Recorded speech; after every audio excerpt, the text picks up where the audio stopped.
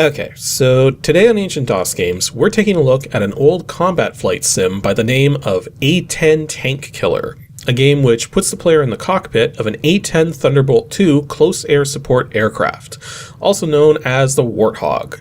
It's used primarily to annihilate ground forces, which would otherwise be difficult for infantry or armored divisions to contend with. Now, up to this point in time, I've never actually played any combat flight sims dealing with anything other than high-performance fighters and bombers, as well as a couple helicopter-based sims, so I was a bit interested to try this one out and experience the differences. However, this is a perfect example of a game which was cutting edge for the time, but has aged very poorly. This game has a lot of issues, but they're only really issues in hindsight, because it didn't have a lot of competition at the time. Not that combat flight sims didn't already exist, there were a bunch of them, but few rose to this level of graphical fidelity and simulation accuracy. But you only have to go a couple more years into the future, and this thing's already considerably obsolete by then. The computing performance in the late 80s and early 90s was skyrocketing, and this game in particular ended up left in the dust.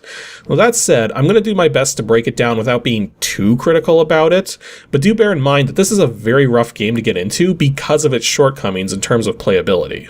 Also, I should probably mention that my copy here is the 1.5 version. There's also a 1.0 version, which has an entirely different look for its user interface, and only includes 14 missions across 2 campaigns, whereas the later version here has 21 missions across 3 campaigns. Plus, the 1.0 version doesn't have proper frame rate timing, so it'll go extremely fast without period-correct hardware or slowed down emulation settings.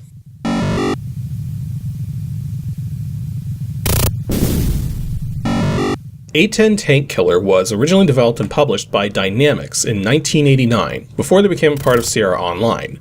However, when version 1.5 came along, Sierra would become the one to handle the publishing duties.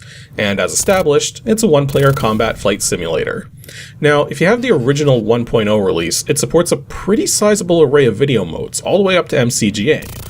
But if you have the 1.5 release, it only supports VGA graphics and technically has limited support for MCGA. So yeah, that's one thing to keep in mind if you're intending to get a copy of this for a retro system, is that you will have to pay close attention to what version you're getting. In terms of audio, it supports a fairly typical array of audio devices for the time. As for its current release state, it's still commercial, and despite the lack of digital downloads, this is yet another game that's easy to get physical copies of, with loose copies typically only going for a few bucks, and fully boxed copies going for around $20 for the 1.5 release, and $40 for the 1.0 release, as the 1.0 release is a bit rarer and harder to come across. You'll also note that this game frequently came packed together with another combat flight sim, Red Baron, with this combo CD being released in 1994, at least as far as I can tell. And this CD also goes for pretty cheap, usually around $10. But funnily enough, I have both a disc release and one of those combo CDs, gifted by 2 different people at similar points in time, though the person who gave me the CD wanted to remain anonymous. However, you do need to be slightly careful, as when version 1.5 was released, they also released an Amiga port. So whenever you're looking over a release which comes on 3.5-inch floppy disks, make sure to check if it's the DOS or Amiga version. All others should be the DOS version. When you first boot the game up, you get a fairly straightforward main menu and the ability to place single missions, run a campaign, look up high scores, change which mission set is loaded, adjust preferences, or more intriguingly, load up a vehicle preview. The vehicle preview brings up a stationary scene which runs through every kind of vehicle in the game one by one, so you can get an idea of what they look like and get some basic details about them. The irony being that if you're close enough to make them out, you're probably not playing the game right. More likely, you're going to want to dive into playing single missions. Well, the campaign mode is actually very basic and simply runs through missions one by one in order until you complete all 7 in a set or die trying. However, completing or failing certain secondary objectives in the campaign mode is supposed to make slight alterations to how certain missions play out. Though given the difficulties I ran into playing this game, I decided not to really bother with the campaigns and just ran the single missions. Before playing a single mission, you're allowed to set some variables as to how the game plays, including a threat level, whether or not you have unlimited ammo, and whether or not you can take damage. The irony of that last option being that the A-10 is an interesting case of a combat aircraft where there's no middle ground in terms of how it handles its opponents. It either overwhelms the target and can take it out effortlessly, or is overwhelmed by the target easily and needs to stay as far away from it as possible to have any hope of survival. You then choose whether to fly now or go. If you select fly now, it'll skip both the mission briefing and armament process in case you just want to jump right into the mission with the default loadout for that mission.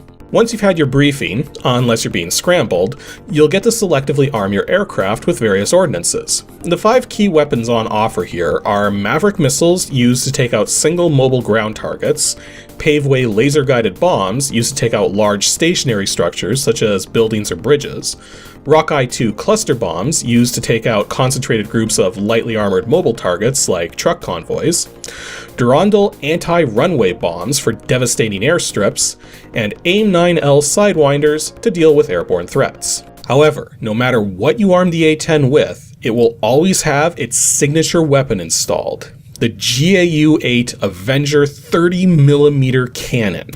Sometimes people like to joke about how ridiculous guns can get in comic books, but the GAU-8 is as real as it gets while still being ludicrous. A 7-barreled rotary cannon able to propel bullets that are a little over an inch wide and almost 7 inches long to an effective firing range of 4,000 feet at a mind-shattering rate of about 70 rounds per second. Yeah, this thing fires more rounds per second than your typical modern LCD or LED display performs screen refreshes. But to be fair, it had to be overpowered, because this was a plane made with the distinct purpose of being able to take out tanks. Vehicles of war coated with so much armor that typical gunfire is just going to bounce right off of them. To aid in this role as well, the A-10 is incredibly well armored itself, especially around its cockpit area, making it virtually impervious to the machines it was designed to take out. And it has redundant systems in place in the event that some of them do take a hit.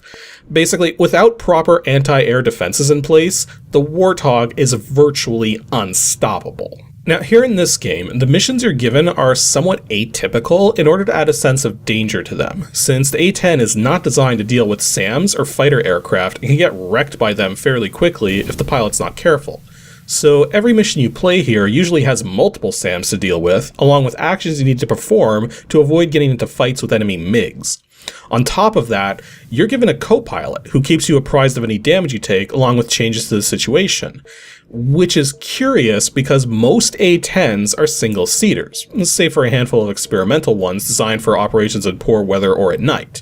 Apparently this was done to just spice up the game a bit. Now, one thing you've probably noticed by now is the frame rate. Yeah, this game was designed to run at a mere 10 frames per second, so unfortunately, it can be surprisingly difficult to react to things because of that. Not to mention, it's sometimes difficult to tell which way the gauges on the HUD are moving, if they're moving fast. But generally speaking, they shouldn't be moving that fast. The A-10 is a support aircraft. It's meant to fly low, between 100 and 400 feet, and engage targets at low speeds of only about 170 to 200 knots, despite having a top speed of 381 knots and a service ceiling of around 45,000 feet. There's joystick support as well, but because of how sensitive the controls are, coupled with the low frame rate and the lack of proper throttle support, I just found it way easier to use the keyboard to control this game. One thing I do have to say about the missions is they're pretty dynamic. After you get your briefing and head into combat, the situation can change to impressive degrees and surprisingly fast. And once you get past the training mission, the very next mission sounds incredibly straightforward at first, and when you look at your operational map, it looks as though it'll be a breeze. But right away, your wingman gets shot down by a SAM launcher that wasn't spotted earlier, which doesn't show up on your map unless you spot it yourself. And if you decide to go for the secondary target, you'll discover there's a MiG on the runway ready to scramble the instant you're spotted on the radar, and if that thing gets behind you, you're pretty much done. But this is where some of the shortcomings of the game start to really come into play. Firstly, the game is intentionally designed to be simplified to some degree, so that people can just jump right into it without having to learn too many simulation aspects. For instance, once a mission's over, you don't have to land. You can just end the mission then and there. You can continue flying and attempt to make a landing, but the game doesn't really offer the necessary details to make landing a normal thing to do. I mean, I tried to do a landing, but, well, kind of missed the runway, though somehow survived all the same. This simplification, though, really hinders some of the tactical things you can do. For instance, there's no waypoints. Instead, you have to manually set waypoints by going to the map screen and selecting the specific target you want to set as a waypoint, which also means you can't set custom waypoints, which kind of sucks when the mission's telling you to approach something from the south, but there's nothing south of the intended target to set as a waypoint towards. So you just have to go by heading and constantly refer to this map every moment or so until you're finally ready to turn north. This game also has what's referred to as a tactical information display in the bottom right corner, which is used to display details of whatever your currently locked target is. But there's several problems with how this works. Firstly, the range is abysmal. Even if you can visually see something, you can't lock onto it until you're pretty darn close. Made more problematic by having to cycle targets one at a time with the tab key if there's more than one target available. Now, if you steer out of view of the target, it's lost, and once you steer back into view, it'll lock onto the first valid target, meaning you'll have to tab through things again to get the target you were locked onto beforehand. But just to make things even more aggravating, there were moments where I couldn't lock onto targets at all, or where the target lock would flicker in and out, or where I'd just lose my target lock seemingly at random without being able to get it back. I figured I must have been doing something wrong, but even after reading the full 96 pages of the manual twice over, because yes, I have the manual right here, I couldn't find any info on what was going on, and thus at first, I thought it was just a bug. And in some ways it kinda is, since you have to have a direct line of sight to the target, which makes sense, but that line of sight can be blocked by the stupidest of things, like the ash piles of destroyed targets.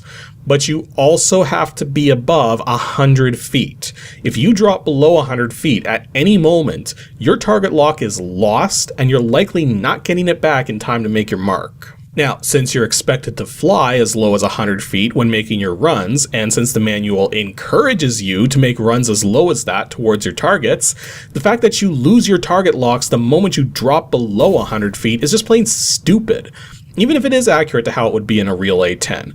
And I couldn't find a definitive answer to that question. So yeah, the targeting in this game is terrible, and dealing with it can be annoying at best. One of the strangest things I noticed, though, comes into play when dealing with being attacked. Now you have two warning indicators to let you know if you're being locked onto by infrared or radar tracking, so that you can evade appropriately while dropping chaffs or flares. But, where's the chaff and flare indicators?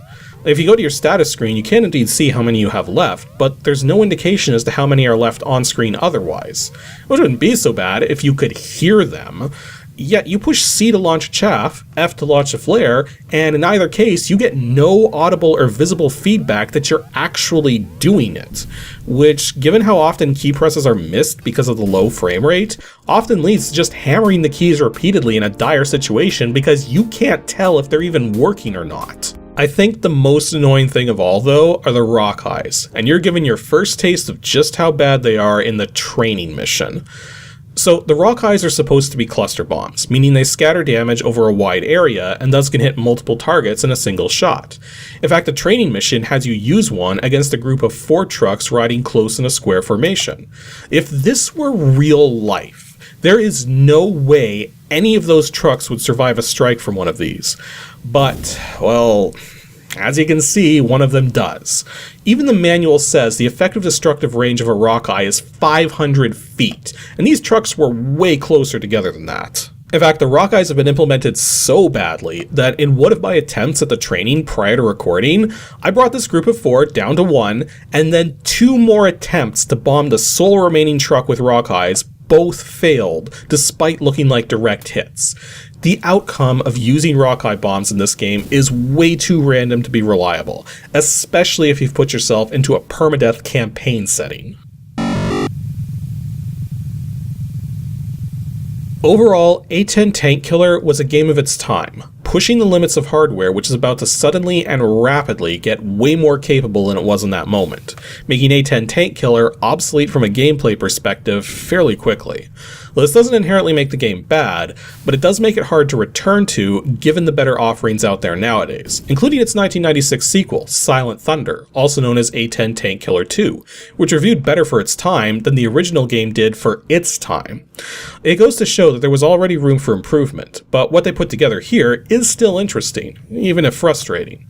And I would say that you should only really go out of your way to get this one if you're specifically interested in old combat flight sims or a fan of the A-10 aircraft in particular. Otherwise, this is one such offering you can safely pass on. Now, I don't have the 1.0 version, so I don't know what cycle setting to use to get that one to run the correct speed, as I'm told it's very sensitive to the speed of the system it's run on.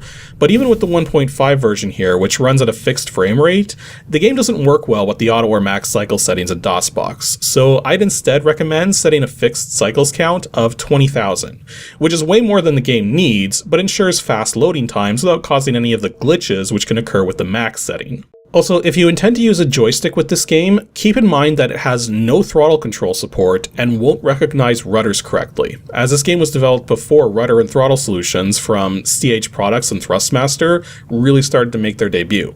So if you want to use a joystick with a rudder control with this game, or have rudder control with a gamepad, you need to set the joystick type to 2-axis, which may seem counterintuitive, but this is because the game pretends the second joystick is the rudder control, and DOSBox's 2-axis mode is what enables a second joystick to be emulated if you only have a single joystick or gamepad plugged in. Anywho, that's all for this episode of Ancient DOS Games. Next week will be a filler video, and I'm actually going to be returning to a game I've already covered in a filler previously, because I have a lot to say about where it's ended up since then, so make sure to tune in next Saturday to see what's going on with said game.